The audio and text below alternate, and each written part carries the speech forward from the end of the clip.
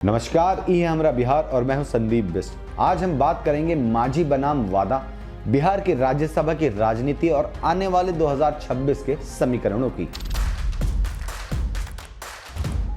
बिहार की राजनीति में वक्त वक्त पर छोटे दलों की भूमिका कितनी अहम होती है, ये बात आज फिर साबित हो रही है। हिंदुस्तानी आवाम मोर्चा यानी HAM के संस्थापक और केंद्रीय मंत्री जीतन राम मांझी ने एक बार फिर राज्यसभा सीट को लेकर अमित शाह पर भरोसे का मुद्दा उठाया है।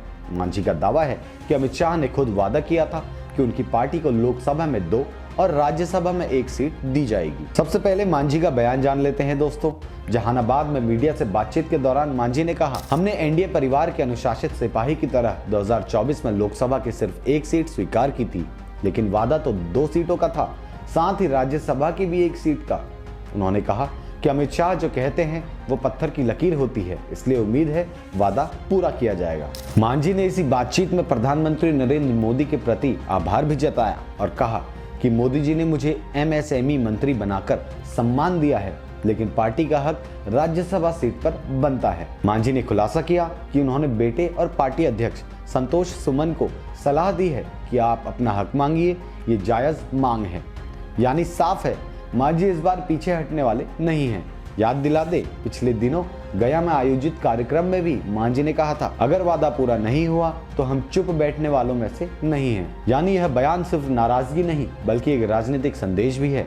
एनडीए में उनकी पार्टी की अहमियत को नजरअंदाज न किया जाए। अब जरा समझिए वो सीटें जिन पर मामला अटका हुआ है।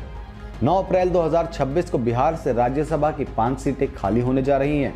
जेडीयू की 2 सीटें, आरजेडी की 2 सीटें और उपेंद्र कुशवाहा की 1 सीट, यानी कुल 5 सीटें। इनमें से मांझी अपनी पार्टी हिंदुस्तानी आवाम मोर्चा यानी हम के लिए मांग रहे हैं 1 सीट। अब कुशवाहा भी अपनी सीट बचाने की कोशिश में हैं और उन्होंने मांझी की मांग पर कहा, कोई भी मांग एनडीए के पटल पर रखी जानी चाहिए।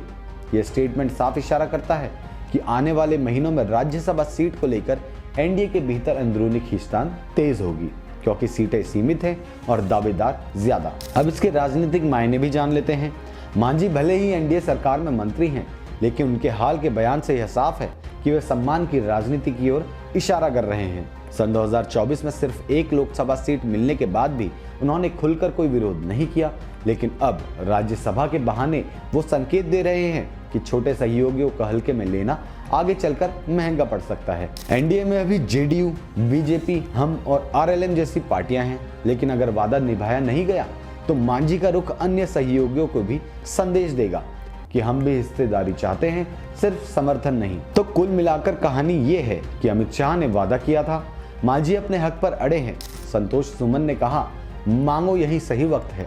क्या बीजेपी अपना वादा निभाएगी या फिर बिहार की राजनीति में एनडीए के भीतर फिर एक नया मोड़ आने वाला है? क्या बीजेपी अपना वादा निभाएगी या फिर बिहार की राजनीति में एनडीए के भीतर एक और नया मोड़ आने वाला है?